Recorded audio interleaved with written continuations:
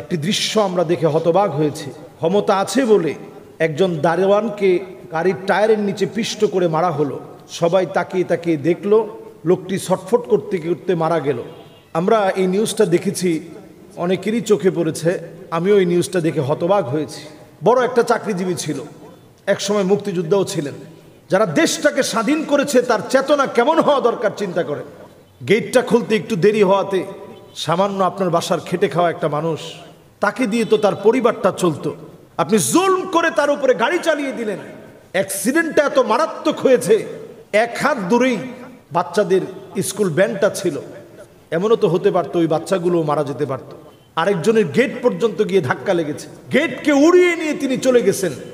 ক্ষমতা আছে বলেই যদি ক্ষমতা দেখান, আল্লাহ তাআলা ক্ষমতার দম্ভ ভেঙে দিতে সামান্য সময় আল্লাহ তাআলা নেন না। রাজাবাজারের মতো একটা জায়গায়, ব্যস্ততাময় ঢাকা শহর, তিনি সজোরে একটু খুলতে কেন দেরি হলো, গেট টেট নিয়ে তিনি একেবারে সামনের দিকে চলে গেছেন।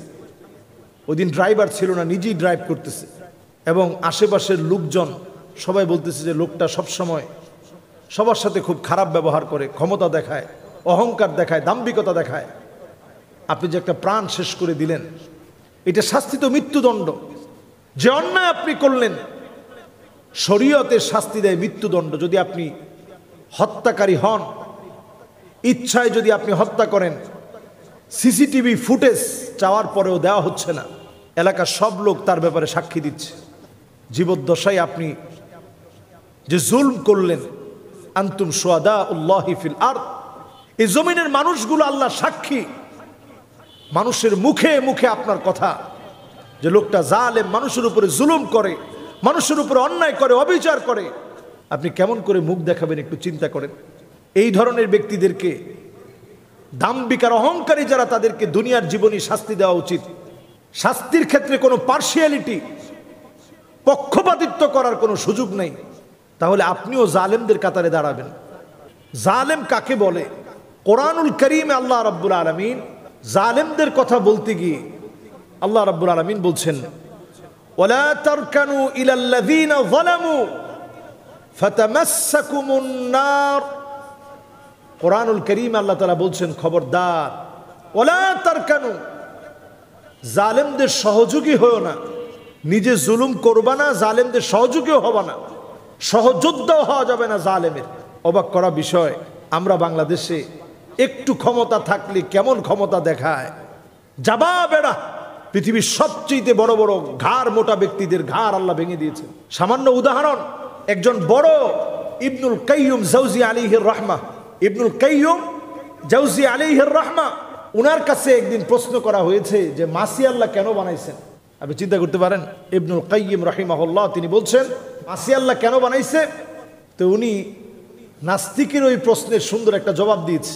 তিনি বলছেন আল্লাহ তাআলা মাসি বানাইছেন অহংকারীদের অহংকার ধুলার সাথে মিশিয়ে দিতে। দেখবেন আমরা যখন এই যে কথা বলতেছি, তখনও কিন্তু মাসি হঠাৎ হঠাৎ চলে আসতেছে, নাকের উপরে বসতেছে, কিচ্ছু করার নেই। আপনি কিসের অহংকার দেখান? একটা মাসির দিকে তাকায় দেখেন, আপনার নাকের মধ্যে বসতেছে অনুমতি ছাড়া। আপনি ঘুমায় আছেন, চোখের মধ্যে বসছে, আপনার ঘুম ভেঙে গেছে, লাফ দিয়ে উঠছেন, ঠোঁটের মধ্যে বসছে, সেন্টারিং করতেছে বসে বসে, আপনার ঘুম ভেঙে গেছে। আপনি কিসের অহংকার দেখান?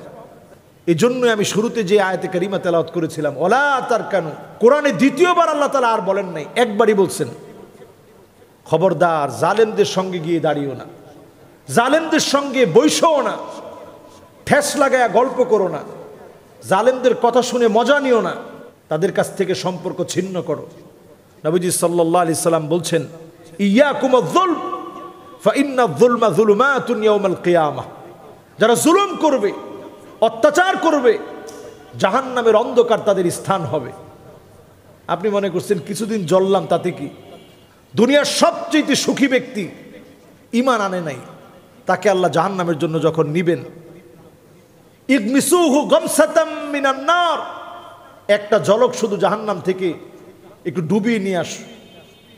লোকটাকে একটা ঝলক জাহান্নাম থেকে যখন জাহান্নামের আযাব দেখায় নিয়ে আসা হবে, আল্লাহ বলবেন, একটু বলো তো দেখি দুনিয়ার কোন সুখটা তোমার মনে আছে? লোকটা বলবে, মা আসাবানি কত্তু নাঈম, দুনিয়াতে কোনোদিন কোনো সুখে আমি দেখি নাই। কিসের জুলুম করেন আপনি? কিসের অহংকার করেন আপনি? সব অহংকার মুছে যাবে এক নজর জাহান্নাম দেখলে। যে পরিবারটা এখন বাপ হারা হয়েছে, স্ত্রী বিধবা হয়েছে, এদের দায়িত্ব কে নেবে? সমাজের এই খেটে খাওয়া মানুষগুলো, এদের সঙ্গে আমরা অনেক সময় খুব খারাপ ব্যবহার করি। আতুল আজির আজরাহু ক্বাবলা ইয়াজিফ আরাকাহ। নবীজি সাল্লাল্লাহু আলাইহি সাল্লাম বলছেন, ঘাম শুকানোর আগে শ্রমিকের পারিশ্রমিক তুমি দিয়ে দাও, ঘাম শুকানোর আগে পারিশ্রমিক প্রদান করো। অথচ তাদের সঙ্গে আমরা খারাপ আচরণ করতে করতে এতটা জালেম আমরা হয়েছি, তার গায়ের উপর দিয়ে আমরা গাড়ি চালিয়ে দিতে আমরা দ্বিধাবোধ করি না। এই দৃষ্টান্তমূলক শাস্তি আমরা দাবি করছি এবং এই ধরনের জালেমদের ঘটনা থেকে শিক্ষা নেন। জালেমরা কখনো সমাজের সম্মানিত ব্যক্তি হতে পারে না। আল্লাহ আমাদেরকে হেফাজত করুক। আসসালামু আলাইকুম ওয়া রাহমাতুল্লাহি ওয়া বারাকাতুহু।